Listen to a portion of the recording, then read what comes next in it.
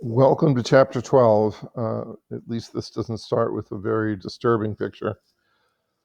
I'll tell you though, I'm not, into scare tactics about drugs, but the drugs in this chapter do freak me out.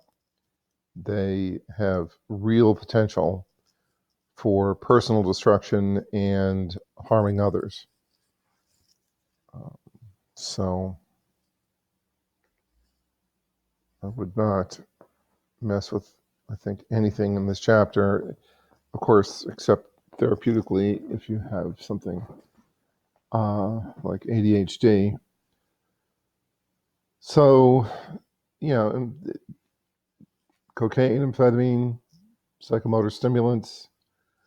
I hope you're noticing that as we go through these chapters, we're seeing the same concepts over and over and over again, same parts of the brain, same research techniques. So hopefully they're getting easier to digest. And there's principal coca growing regions in South America, and we've touched on this a little bit with uh, there's a nice discussion that at first when Europeans showed up, they tried to suppress cocoa chewing uh, because it was considered immoral, but then they discovered that when the natives who were working for them largely involuntarily, when the locals were chewing coca leaves, they were able to work harder and make more money for the man and little food, and thus cocoa cultivation and chewing were restored with the blessing of the Spanish rulers and the Catholic Church. Lovely. And they tried to bring it to Europe, as certainly they did with tobacco, as we'll see in the next chapter. But it didn't work out that well, and it may be that it just didn't ship all that well back in those days. And there's the Mariani again, which I've already showed you pictures of, and the Vatican gold medal, Pope Leo the 13th, Queen Victoria, Thomas Edison, Ulysses S. Grant, uh, the man God Freud, who wrote a monograph on cocoa. He was a fan, no doubt about it.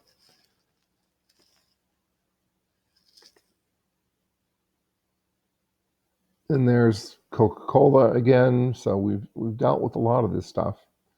There's the Harrison Act. Um, it's still used illicitly quite a bit, but it's it's a beautiful ad. The ideal brain tonic, delightful summer and winter. Ah, yes. The By the way, that footnote on the bottom of the left side did it points out that Freud did get it together on cocaine eventually, but not until he had used it for a while. So it's an alkaloid, and well, let's just go right to it. There's drug names here that aren't overly important to us, and unless we've seen pictures of these before, this structure looks very different.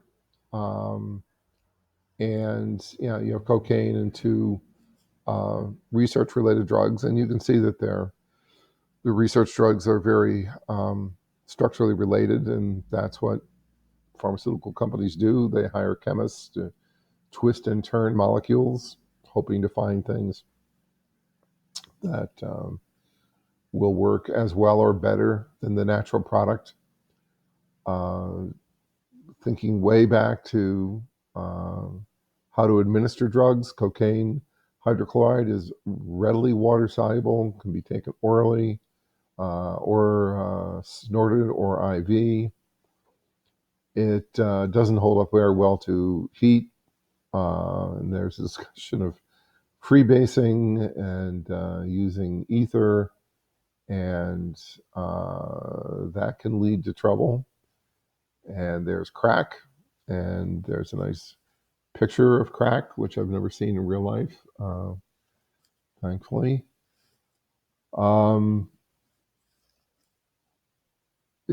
Cocaine is fat soluble,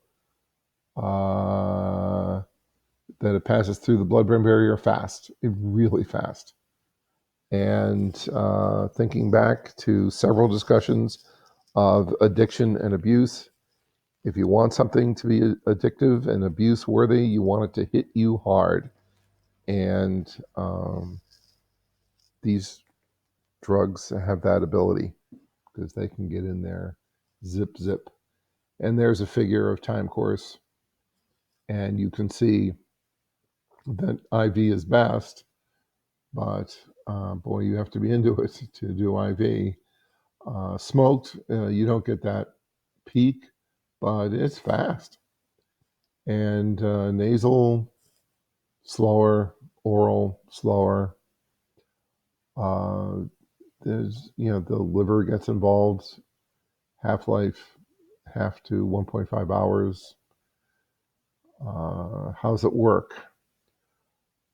So as it says, most of the behavioral and physiological actions of cocaine block reuptake, that should ring a bell, of 3 monoamine neurotransmitters, the 2 catecholamines, dopamine and norepinephrine, and also serotonin. And they're transporters. And we've seen this a bunch of times, and we'll see it again here in a second. In vitro, and that term should not be a surprise, binding sites have shown that cocaine has a higher affinity for serotonin and norepinephrine than dopamine, but dopamine is really important. Nevertheless, blockade of dopamine reuptake is most important. So to understand this, you really have to think about all the effects. And look at that one, baby. They administered cocaine to rats, and it started to block reuptake in 5 seconds. And again, if you want a drug to be addicting, hard and fast. And once again, prefrontal cortex, and particularly if you're going to worry about a drug damaging things, which these drugs might, the prefrontal cortex, we've mentioned a few times, decision-making, impulse control. It can be damaged by lead. It can be affected by drug intake. And there's our friend, the VTA. And it tells you for the umpteenth time what the VTA does for a living. And there's nucleus accumbens and core and shell show up here somewhere. So it's all pretty familiar. So there's synaptic neural transmission, and you have your dopamine receptors and vesicles, and there's your dopamine transporter reuptaking things, and then you stick cocaine in there, and the transporters are changed, and the amount of cocaine available in the synaptic cleft is enhanced. And there's a very nice mid-sagittal picture of the rat brain. And there's our friend, the locus coeruleus, which should make you think of the color it is, blue, cerulean blue. Look at the ascending projection to the prefrontal cortex. And the prefrontal cortex has glutamatergic axons that go to the VTA. And then the VTA has projections that go to nucleus accumbens. It's not quite a circuit, although I'm sure there is feedback to the locus coeruleus. So, model of cocaine stimulation of dopaminergic system independent of dopamine transporter blockade. So, how can you affect dopamine without affecting dopamine? Well, you can affect a neuron that is glutamatergic, which means it's going to be excitatory. And if you excite that prefrontal cortical neuron and it synapses and releases glutamate into the VTA, that's going to fire up and hello, dopamine. So it's complicated, but by this point of the course, this should look pretty familiar still. There's going to be, yes, there's a lot later in here. Because of this dual action, amphetamine type compounds elevate extracellular dopamine to a much greater extent than cocaine. So amphetamine is going to be much more impactful, and I worry about it more. As we see later, that amphetamine, methamphetamine, related drugs operate by yet a third mechanism. These drugs are both transporter blockers and substrates for the transporter, which is slightly an odd word. This it may be the first time it shows up in this chapter. I should have made it red, which means they're transported into the cell, into the membrane, and they can affect release. So it's not just your own neurotransmitter being enhanced because of a block of reuptake. You also release more. So amphetamine and related drugs are way more to worry about. I worry about them all. But the this is neat, and I have a safe with a bunch of this stuff that's expired, I'm sure. But high concentrations affect voltage gated sodium channels. And voltage gated, those are the ones that are activated at the threshold of activation. They are the ones that cause the upward spike of the action potential. And if they can't do their thing, you don't get action potentials. And therefore, you have an anesthetic without sensation effect, a local anesthetic effect. And it's used in oral surgery, used with eye surgery, and yes, our old friends Novocaine and Xylocaine, and they look like cocaine. They work really well, and boy, if you need them, you use them. There's very little danger there. You get injections, and you're numbed up, and hello, root canal. And then there's a lot on behavior, and a lot of these behavioral tests we've seen before. But here's one thing that worries me about this whole chapter. Cocaine can apparently also increase, and I'm laughing because I don't think it's a little bit beyond apparently, increases aggressive behavior, which suggests that some of the street violence associated with cocaine, and when you know, it's the whole chapter, might be attributed to a direct effect of the drug. And I didn't highlight it, but low to moderate doses cocaine increases sociability and talkativeness, heightened sexual interest, performance. But it may be a little bit exaggerated. And there's a nice table. Again, so mild to moderate mood amplification, euphoria, but dysphoria too. And then when you really nail it, stuff you don't want in your society, particularly if your society means that guns are cheap and plentiful, irritability, hostility, anger, fear, withdrawal. Another thing that I don't see in this table, but these drugs often can increase paranoia. And boy, you don't want that.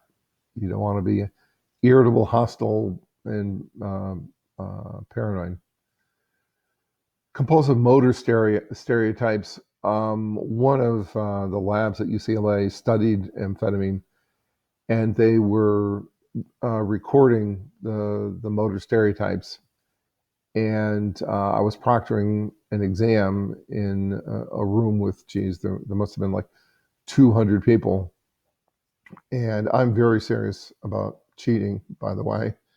And there was this guy in the middle of the room, and he was looking left and looking right in the middle of my exam. And I was getting ready to you know, take his exam and charge him with cheating. And then I remembered the rats in the lab. And I said, gee, I've seen that pattern before. This guy is on some drug from this chapter, and he has overdosed. And yes, he is looking left and right, but his ability to concentrate is so disruptive. He's not cheating. So I let him go. Yeah, focus stereotypes.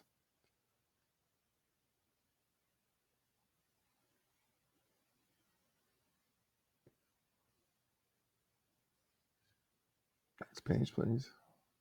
Well, I had a bad day yesterday with internet access here. I hope that doesn't happen today.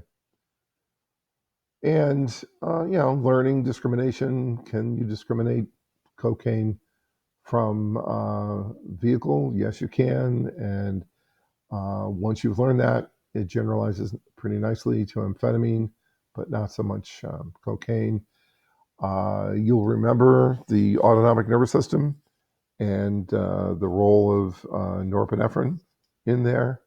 And it's a sympathomimetic drug, lots of things going on there.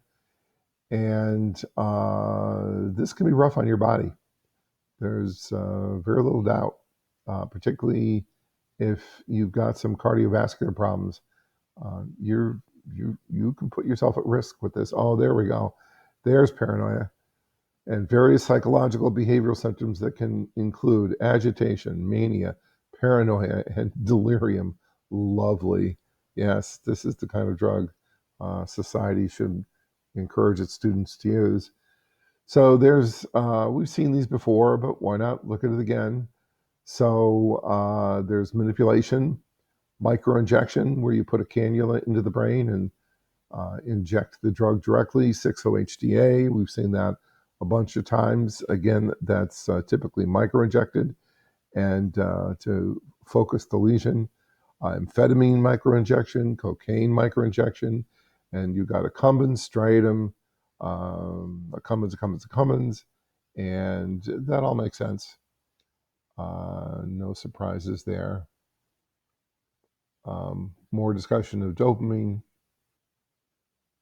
Dopamine's important. Dopamine, both in animals. Of course, we're an animal too, but in infrahuman and human organisms. So there's 6-OHDA, nucleus accumbens, blunt psychostimulant-induced locomotion, similar lesions of the striatum antagonize stereotypical behavior. 6-OHDA lesions of the accumbens reduce reinforcing properties systemically, and you'll recall that means whole body administration of cocaine or amphetamine. And they'll administer coke. One of your peers did this as part of her research. She was injecting drugs related to this chapter and doing neurophysiology and nucleus accumbens and differentiating between core and shell back in the day. Drug-seeking behavior,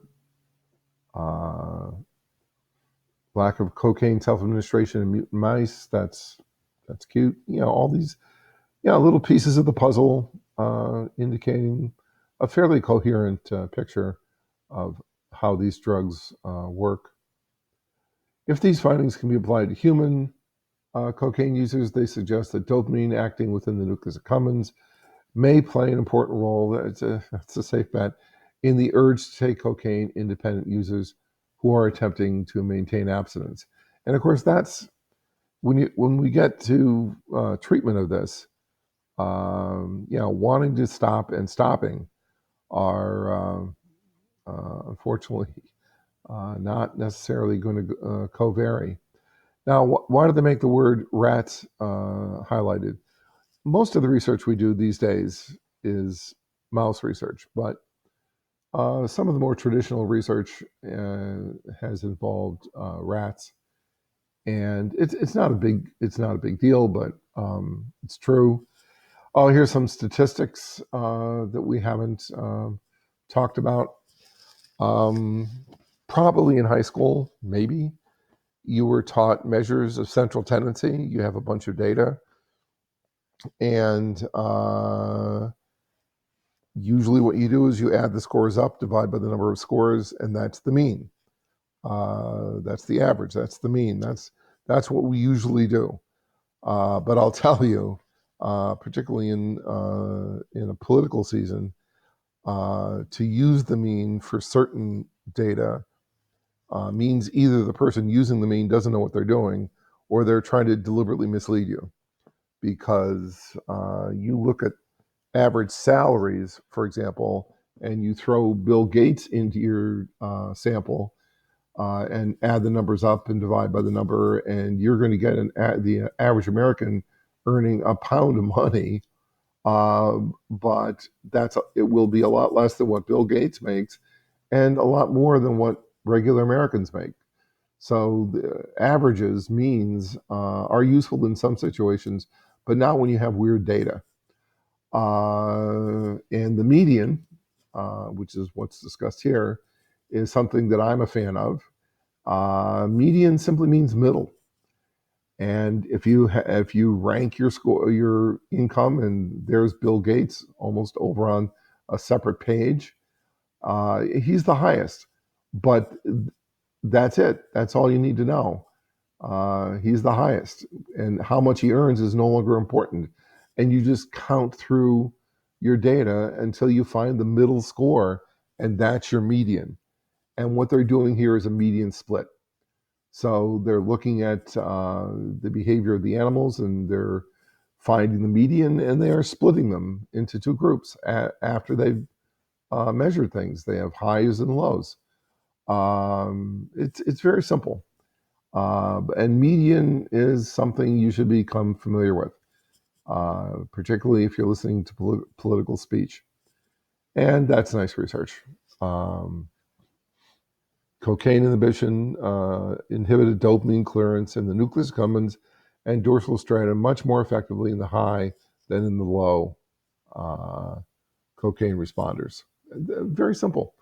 Now, in this chapter, and we'll see it, a lot of genetics and fancy stuff, but you can just grab animals off the shelf who have behavioral diversity. Diversity is good, and then split them, and you can learn things, which they did. So I like it because it's simple. Back in my day, things were simpler. And there's more data, and there's a discussion of lows and highs, and probably what's going on in them. It's a nice story. It's a very nice story. They used modern techniques, but very basic behavioral techniques.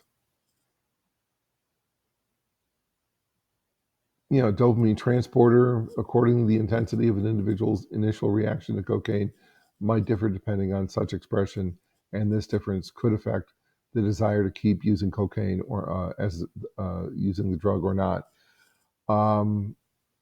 Some people take this stuff and nothing happens. I mean, stuff happens, but they do not go on to abuse. And boy, some people take this stuff and goodbye. They're never the same once they have this experience. And there's PET scans and neural Volkow. Boy, that what hasn't she done? Lots and lots of stuff using PET scans. By the way, promoting PET scans was done by a graduate of the University of Scranton who was working in Washington when someone came in and told him about this new technology. And he worked very hard to get the federal government to throw a pound of money at it. And he did. And he came and gave a talk here once. He was very good. Back in those days, PET scans could only do metabolic activity. But now, as we see in this book, they can be tuned to look at specific neurotransmitters. Very magical stuff. And okay, there's ADHD, and I do say negative things about these drugs, but I do not say negative things about these drugs in relation to well-diagnosed ADHD. This is interesting.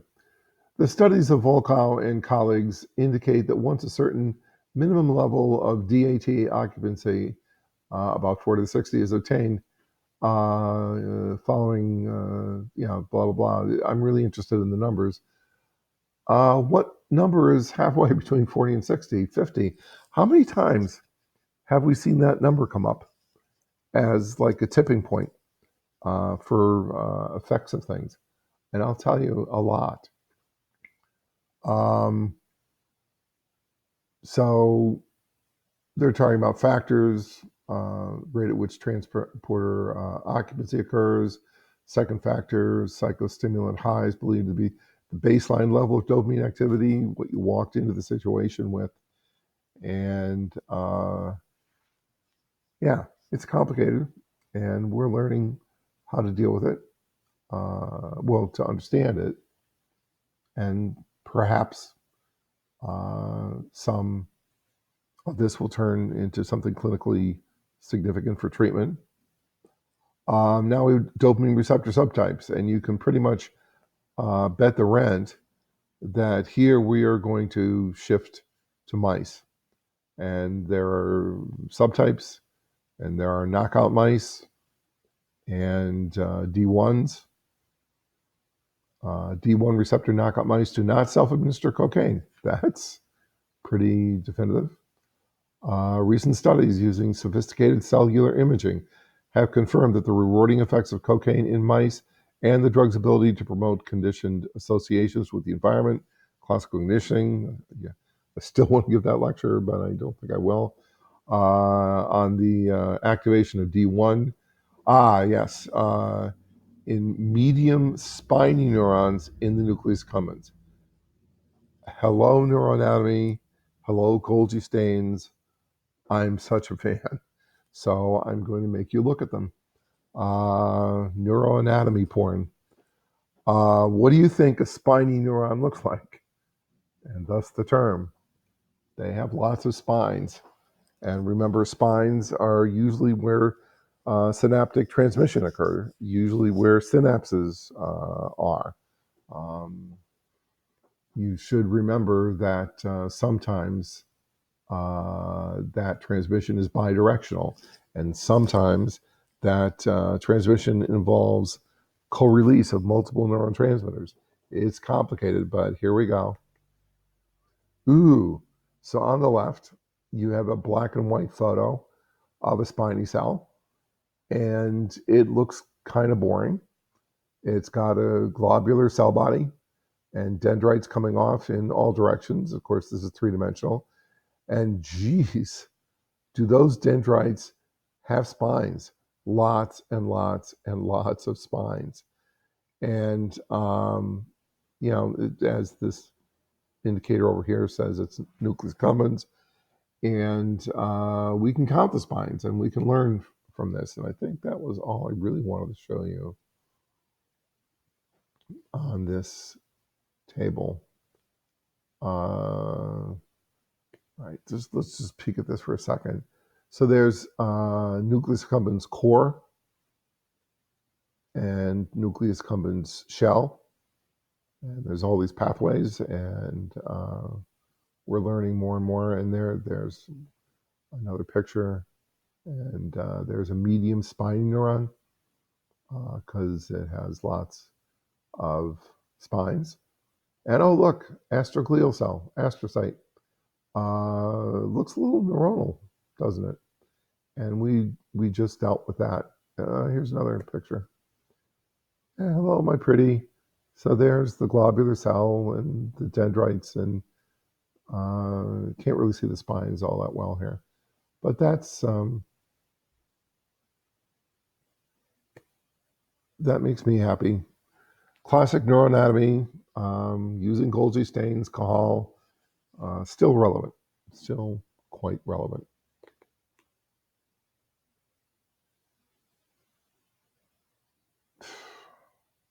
Boy, this is depressing. There's a truth. Experimental cocaine use, that means just for fun, may escalate over time to a pattern of cocaine abuse and dependence. Individual differences are important, and there's our old friend DSM-5. No longer uses terms like cocaine abuse or cocaine dependence. Instead, there's the new category, stimulant use disorder. Sure. And speaking of individual differences, NIDA, National Institute on Drug Abuse, 10 to 15% of initial intranasal users eventually become abusers. A smaller percentage, 5 to 6, already meet criteria for cocaine dependence within 24 months after their first use. Boy, do not mess with this. You don't want this. And then, we've seen binging before, and there's binging, and there's abstinence, crash, withdrawal, and extinction. Extinction is sort of a learning term. And there's, interestingly, animal studies indicate that cocaine craving and relapse to cocaine increase over time after withdrawal. This phenomenon known as incubation of cocaine craving, which is bad news for you, man. If you are trying to stop using this drug, you're clean, and something is going on in you that's going to make you want to take it again. So in rats, we talk about CAPU, caudate putamen, because they're mushed together, and we'll see a picture of that in a bit. But in people, and these are scans again from Volkow, like everything else, and there you can anatomically distinguish the caudate and the putamen, so you can study them separately. And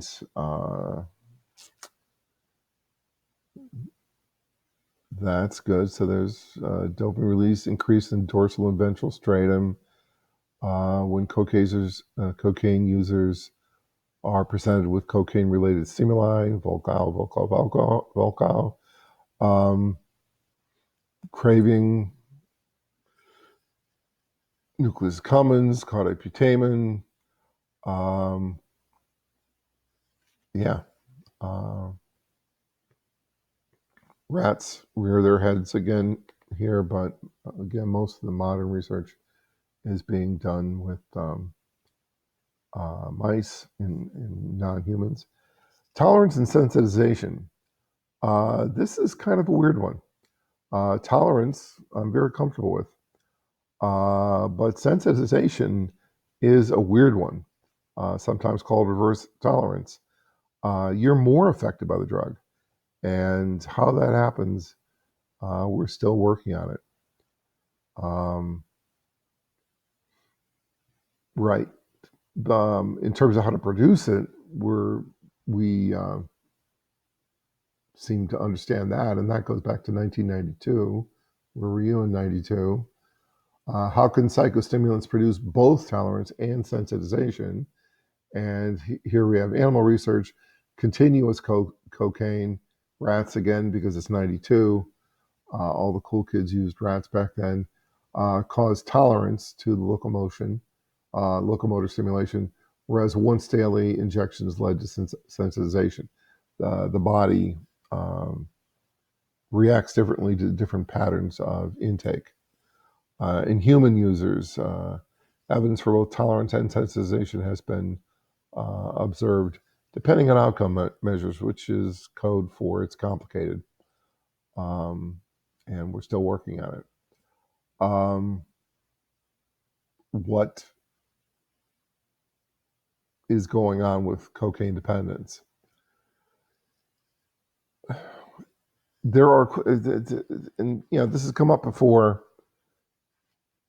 There are correlations, associations, correlations, same basic concept between certain things and cocaine addiction. And the natural tendency is to assume, well, the cocaine caused that change.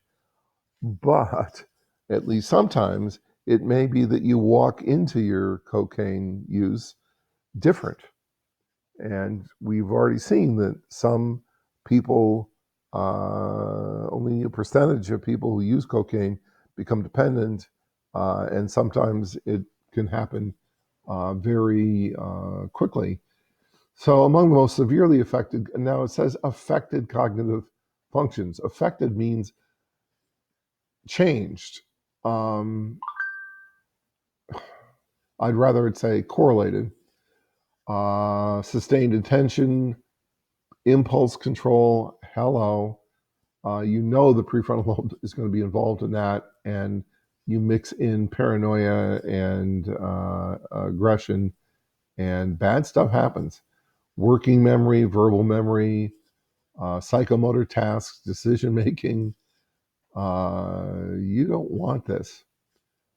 And so they've structural and functional imaging studies, prefrontal cortex, including medial, dorsolateral, and orbital frontal. We've seen all of those before. You want to have a productive adult life. You want that functioning. And a bunch of you, I bet, are younger than 25. And particularly if you're male and under 25, your prefrontal cortex is not up to snuff right now, which is why, particularly males do crazy stuff in their late 20s and mid or late teens and early 20s. And we've already seen references to this in terms of risk-taking behaviors earlier in the course. And I'm also grateful to the founders that we don't let people become president until you're 35. I worry about that less with women, but boy, I worry about it a lot with men. And so there's prefrontal anterior cingulate. We've seen that before. That lives on the medial face of your left and right cerebral hemispheres, right above the corpus callosum. And that's involved in a lot of interesting, important information processing. Insula, we haven't talked about. It's a kind of a buried part of the cerebral cortex, dorsal striatum. We just did that. Amygdala, really the amygdaloid complex, thalamus. That's quite a list of things that personally I wouldn't want messed with in my brain. And there's tolerance and sensitization. We're in a box, cutting edge. So that's a good box, and those figures are really interesting. The controls and the cocaine self-administrations, huge differences. And something in red. 1 or 2 lectures ago, I gave you the 2x2 table of partial reinforcement schedules. And I believe in that lecture, I pointed out that if you get something every time you hit the lever, the book at that point was calling it continuous reinforcement, CRF. But I said you can also call it a fixed ratio 1. So it's a fixed ratio. The ratio is 1, and every time you hit the lever, whatever is going on goes on, and there it is. I think the authors missed that they used different terms in different parts of the book, but hopefully I've prepared you for FR1s.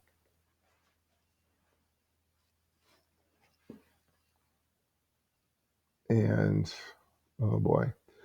So pet images.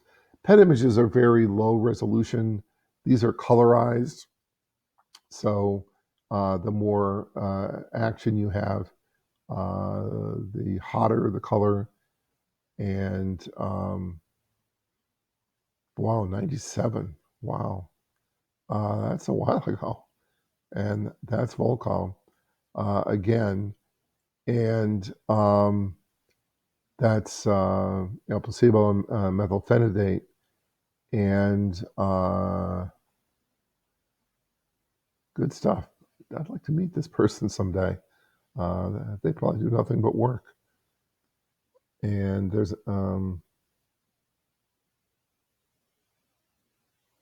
so there's a discussion of their data there and prefrontal cortex. Let's see what we can see here. Not too much prefrontal cortex here.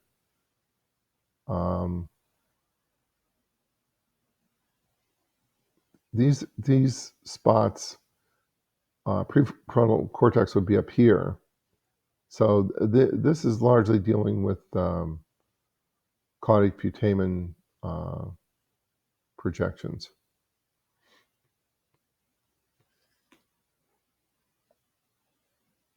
And talk.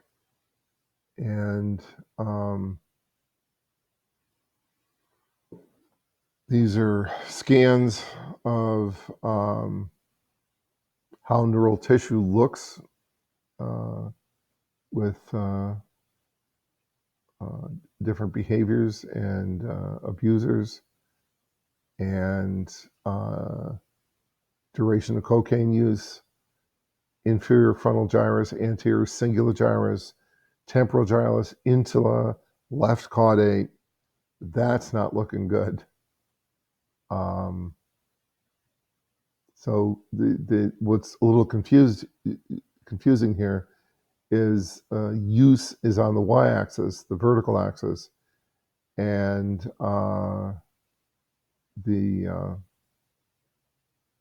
that's a negative correlation, a very profound negative correlation. Almost all of these are negative correlations. And there's the medial frontal cortex, different scoring method, caudate, different scoring method, and insula and middle temporal. Insula was over in the first one too. So regional association of gray matter volume and cocaine related measurements. So it's a consistent story. It's a little complicated because they're using different measures, but you do not want to take a drug that reduces your gray matter volume. Gray matter is what you spend your time thinking with. And oh no, internet is gone. Please. Hopefully that'll be over soon. My router doesn't look happy. It's back. Oh, thank you. This really depresses me. But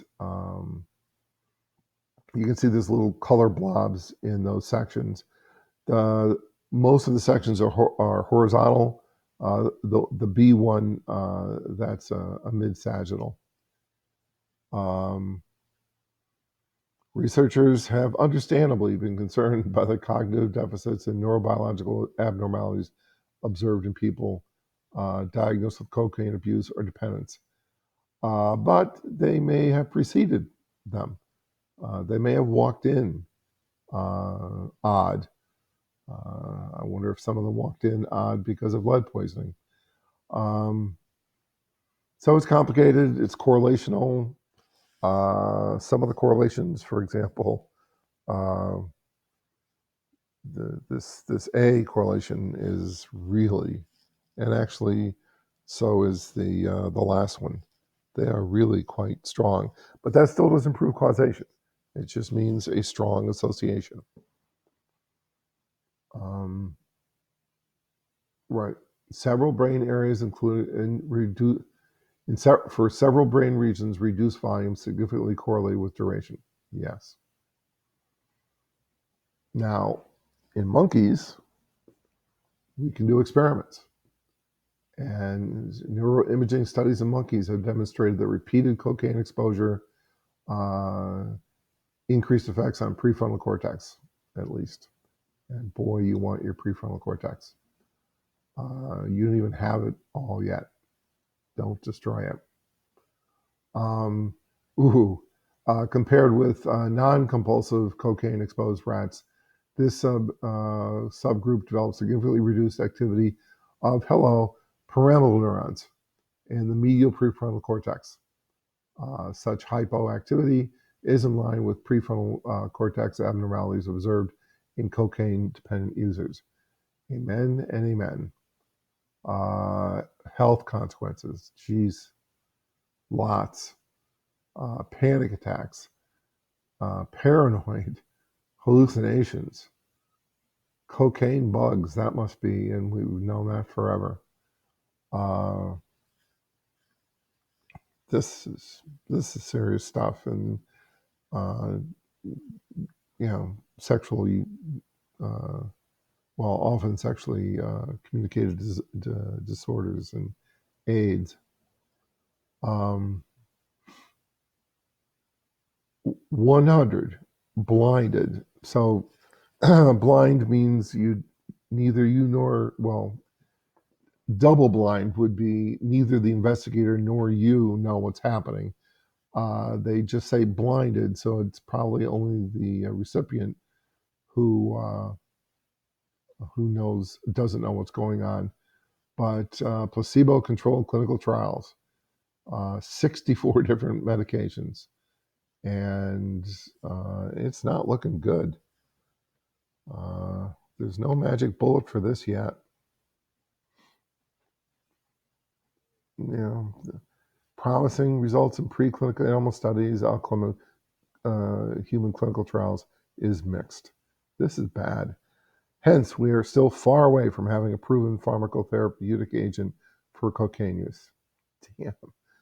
Vaccines, that's creative. Have antibodies that make it so that the cocaine can't affect you very well. But oh, look, cocaine binding antibodies have been tested in several clinical trials. Results are mixed. You don't want to get to the point where you need clinical trials. An important limitation of cocaine induced antibodies is you just take more and you overwhelm the antibodies.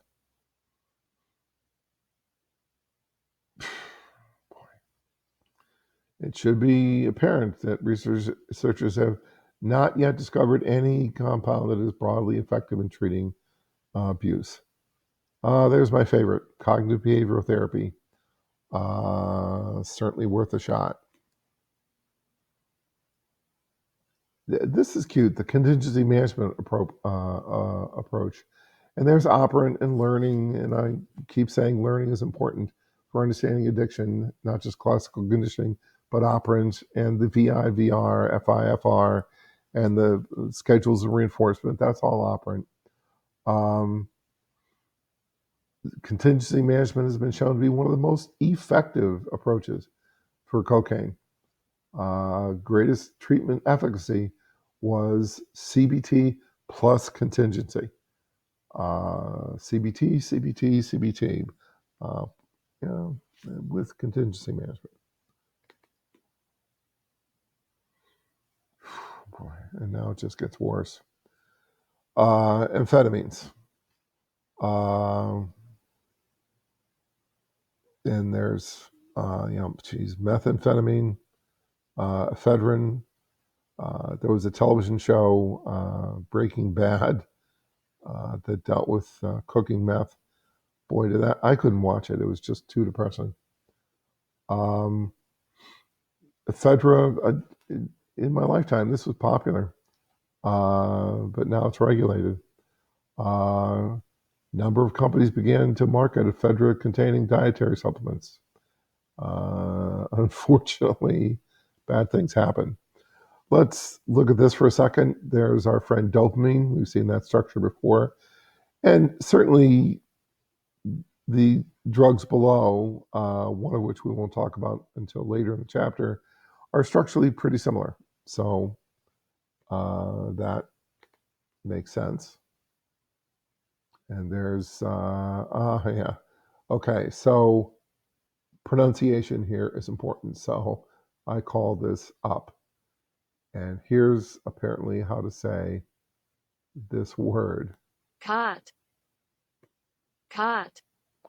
Now that's slow. Cot. Cot. Cot. I feel like I'm in one of these what color is the dress things. So the book replaces the K with the Q. But I don't have many words in English where Q's stand alone without U's. Let's a few more times. Cot. Cot. Boy. Cot. Sure, whatever you say. And that's popular in part of the world. It's there's some ephedra and antihistamine and breathing. Breathing is important. There's more history of the development of amphetamine.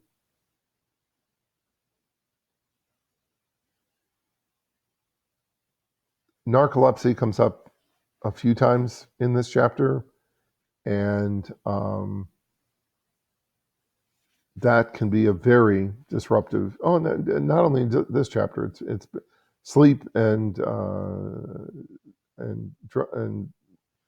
anatomy and pharmacology relating to sleep has come up several times in the book. Narcolepsy, the most dramatic symptoms would be sudden sleep onset when you don't want it. It amphetamine has been used, but boy, World War II, hello, tons and tons of amphetamine was used, and truck drivers liked it too. Boy, does that freak me out. Truck drivers on speed. I gave you a link. I think it's on the page, but it's from this. There was a it's 2016, but for some reason, the person who wrote this just did a podcast that I listened to fairly recently, and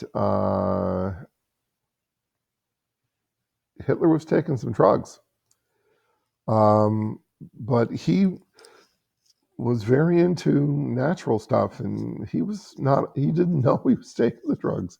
Apparently, this guy was giving it to him in injections, and Hitler felt better, but got very cranky, apparently, when he found out what he was actually taking.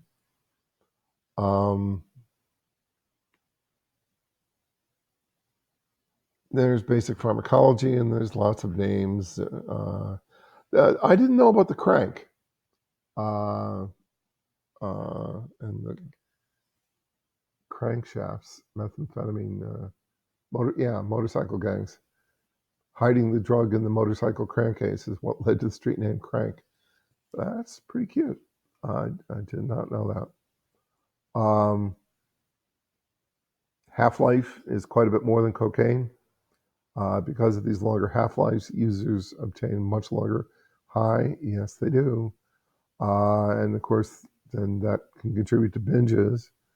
Unlike cocaine, which only blocks catecholamine reuptake, amphetamine and methamphetamine also release catecholamines. So this is not just your own voice. This is much more aggressive. At very high doses, inhibit catecholamine metabolism. And if you can't metabolize catecholamines, you get more.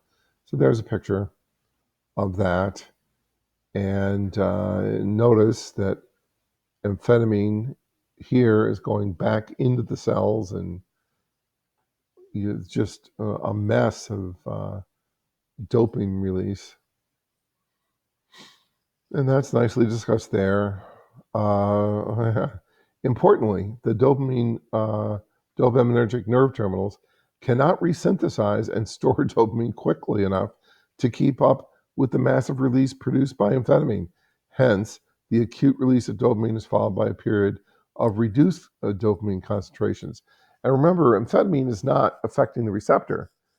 So you can't just take more amphetamine because you've got no dopamine to release. So this is a pretty hard stop. You ran out. You drove your dopamine neurons harder than they evolved to work, and now you're out. Really bad. Sympathetic, yes. There's more sympathomimetic actions, very similar to cocaine. Behavioral activation, locomotion, stereotype behavior, lots of responding, psychotic reactions. If I were teaching fundamentals and we were talking about schizophrenia, and that is discussed in here, people taking high, consistent doses of amphetamine can show signs of what we used to call, and I'd have to check to see if the term is still used, and the book does use it, I know, paranoid schizophrenia. And trained clinicians would interview them not knowing they were taking amphetamine, and they would diagnose them as having paranoid schizophrenia. And occasionally these people were able to sustain their addiction in the hospital. And they remained paranoid schizophrenics, which is one of the reasons that the dopamine hypothesis for schizophrenia came to be because of this fact. Okay, amphetamine and methamphetamine do have therapeutic uses. Methylphenidate, I am not here to say negative things about methylphenidate. I only want it to be taken by those who need it, but compared to amphetamine and cocaine, it can be a very magical drug for those who need it. And CART comes up a lot. This table we're going to get to in a second. And there's sleep again, and narcolepsy, and hypnagogic hallucinations, onset of sleep. You can also hallucinate when you wake up, but that has a different name. The book has chosen to not give you the name, so I won't give it to you either. Right. So if you have narcolepsy, it's as if you go straight into REM sleep. And an element of REM sleep is vivid dreams. And you're walking around, and suddenly you are falling asleep, having what's referred to as a cataleptic attack, and you can have vivid hallucinations. And we've already seen hypocretin, orexin discussed. Boy, look at the use. That is depressing. All those lines are except one, are kind of flat. But boy, amphetamine stimulants, not very flat. And again, it probably changes your brain. It's associated with paranoia and sometimes hallucinations. It's bad. Research design. Um, the book talks about, and it's in red, a cross-sectional designer. And a cross-sectional design is, let's study the relationship between aging and something. I'll be in the study. I'm wicked old. You'll be in the study. You're wicked young. And now we have 20-year-olds and pushing 70-year-olds. It's cross-sectional. We do not take you as 20-year-olds and wait for you to age and study you for 50 years until you're pushing 70. That's a longitudinal study. Now, in both cases, it's not an experiment because I didn't make myself 70. I allowed myself to become 70, and you didn't make yourself 20. And allowing you to age is not a manipulation. So all the concerns we have about correlational design versus experimental manipulation designs are relevant, but cross-sectional designs are way more common than longitudinal.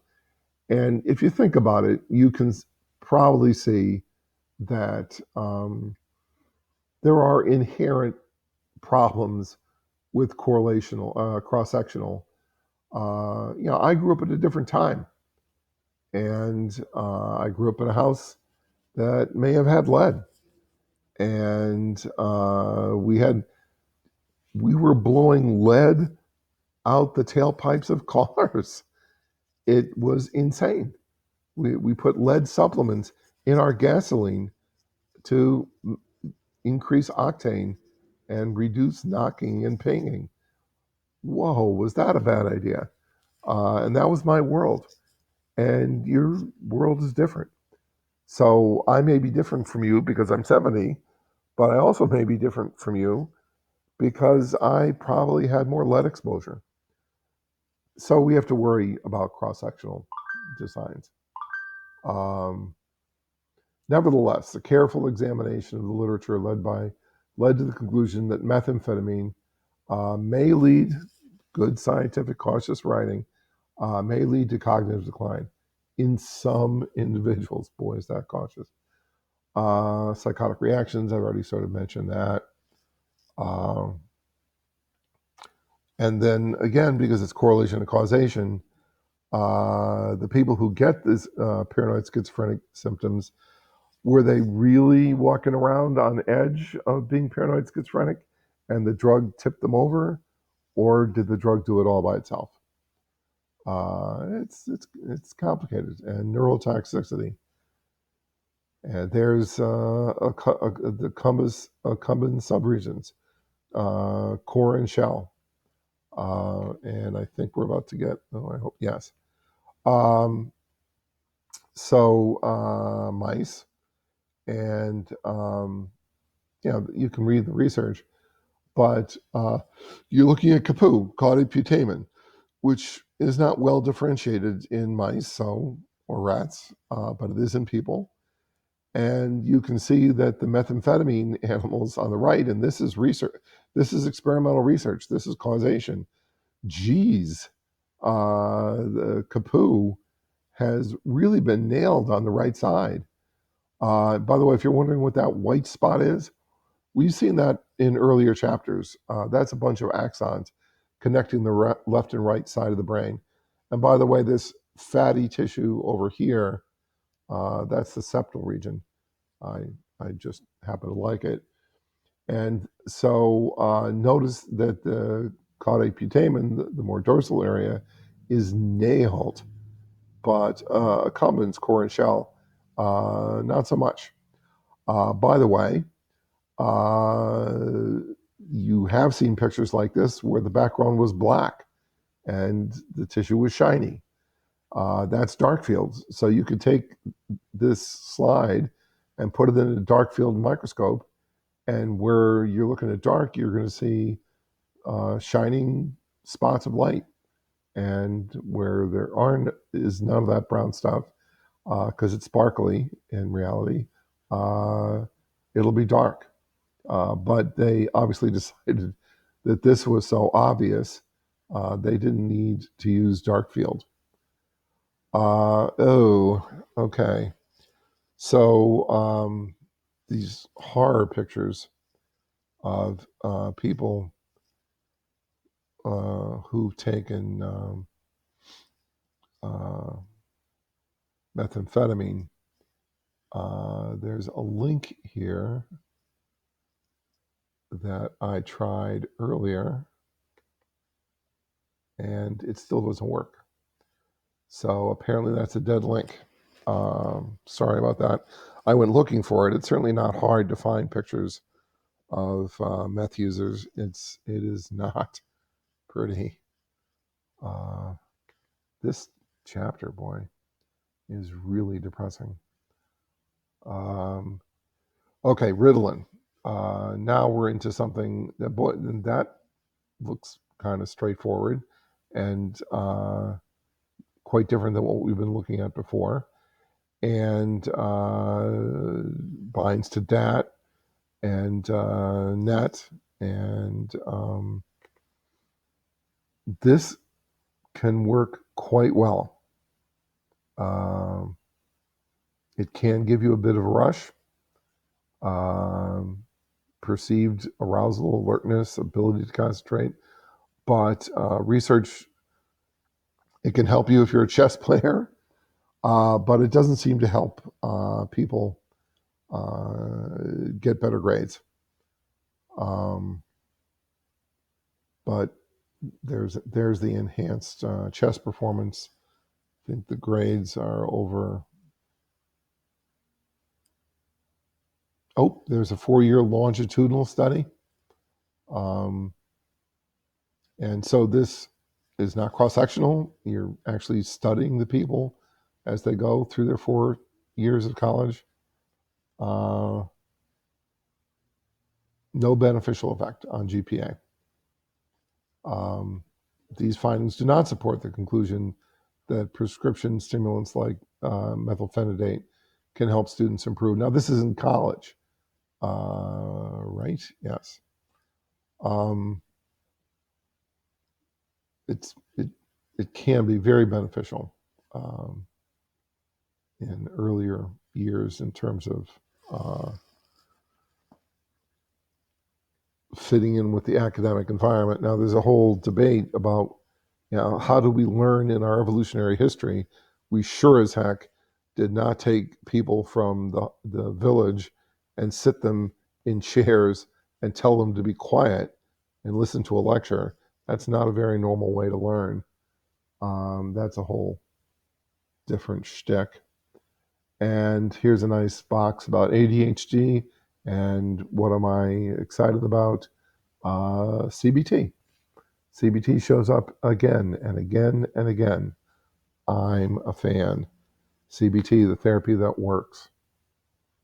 And prefrontal cortex, which can be destroyed by drugs in this chapter, not this drug, and lead poisoning.